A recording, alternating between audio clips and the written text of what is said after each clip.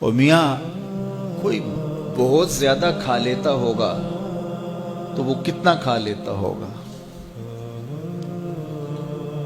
1 کلو کھا لیتا ہوگا، 2 سیر کھا لیتا ہوگا، لیکن شیر پورے کا پورا جانور ہڑپ کر لیتا ہے، ہاتھی چھوٹا پورا درخت ہڑپ کر لیتا ہے، تو کھانے میں تو وہ پھر ہم سے کثرت رکھتے ہیں۔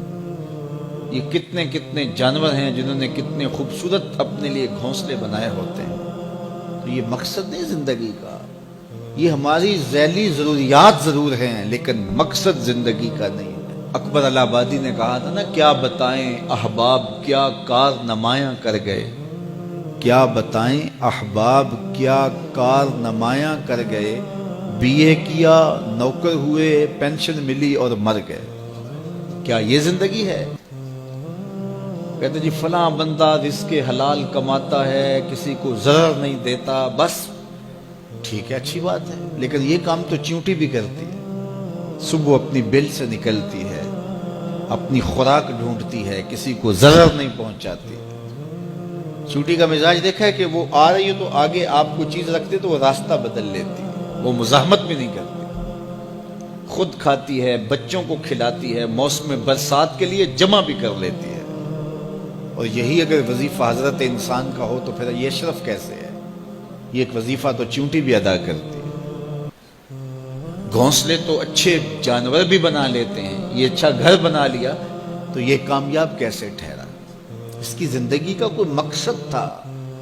یہ اشرف المخلوقات ہے، فرشتوں کی پیشانیاں اس کے آگے یوں ہی نہیں جھکائی گئی، اس کو شعور و فہم سے یوں ہی نہیں نوازا گیا، اس کو امانت یوں ہی نہیں سونپی گئی۔ وہ امانت جس کو پہاڑوں پہ پیش کیا تو پہاڑوں نے کہا ہم نہیں اٹھا سکتے، چٹانوں پہ پیش کیا گیا انہوں نے کہا ہم نہیں اٹھا سکتی، آسمانوں پہ پیش کیا گیا آسمان کہتے ہمارے بس کا روگ نہیں، زمین نے کہا میری چھاتی تو بہت چوڑی ہے لیکن یہ بار امانت میں نہیں اٹھا سکتی، سمندروں نے کہا ہمارے بس کا روگ نہیں ہے، فحملھا الانسان، انسان نے کہا یہ بار امانت میں اٹھاؤں گا، یہ بوجھ میں اٹھاؤں گا۔ اس نے یہ ذمہ داری خود لی ہے، خود قبول کی ہے، اس نے یہ مکلف ہے۔ باقی مخلوقات مکلف نہیں ہیں، غیر مکلف ہیں، یہ مکلف ہے۔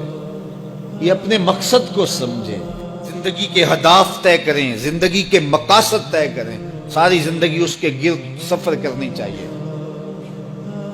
پاگلوں کی طرح کبھی ادھر سر اٹھا کے چل پڑیں، کبھی ادھر سر اٹھا کے چل پڑیں، اللہ سے راستہ مانگو۔ اور جس کو یہ نصیب نہ ہوا، دیکھیے آپ نے یہاں سے لاہور جانا ہو تو سب سے پہلا کام آپ کو کیا کرنا ہوتا ہے کہ رخ سیدھا کرنا ہوتا ہے۔ اگر آپ نے لاہور جانا ہے تو آپ کو یہاں جنوب کا رخ کرنا ہوگا، تو پھر آہستہ آہستہ بھی چلیں گے تو ایک دن پہنچ جائیں گے، پیدل بھی چل نکلیں گے پھر بھی پہنچ جائیں گے، سائیکل پہ جائیں گے پھر بھی پہنچ جائیں گے، موٹر سائیکل پہ جائیں گے پھر بھی پہنچ جائیں گے، گاڑی اور جہاز پہ جائیں گے پھر بھی پہنچ جائیں گے۔ گاڑی والا جلدی پہنچ جائے گا، سائیکل اور پیدل والا ذرا تاخیر سے پہنچے گا، جو رک رک کے جاتا ہے وہ بھی پہنچ جائے گا، کچھ وقت لگ جائے گا اس کو۔ جب منزل کا رخ سیدھا ہے تو چلنے والا سست بھی چلے تو ایک دن پہنچ جائے گا، اور اگر رخ سیدھا نہیں ہے، جانا لاہور تھا رخ ادھر کا ہو گیا، تو جتنا تیز چلے گا منزل سے اتنا ہی دور ہوتا چلا جائے گا۔ اس لیے رخ کا تعین اور منزل کا پتہ ہونا اور اپنے مقصد زندگی سے آگہی، یہ مومن کی زندگی ہے۔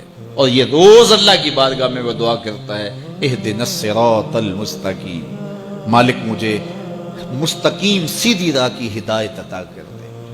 اور جس کے پاس یہ نہیں ہے اس کے لیے اضل سبیلا کا کہا گیا، وہ بھٹکا ہوا مسافر ہے۔ آہستہ چلو لیکن منزل کا تعین کر کے بڑھو، بڑھتے رہو، منزل تمہارا استقبال کرے گی۔ حضور نے فرمایا اللہ اس شخص کے چہرے کو تر و تازہ رکھے جس نے میرے سے کوئی حدیث سنی، پھر جیسے سنی اس کو ویسے آگے پہنچا دیا۔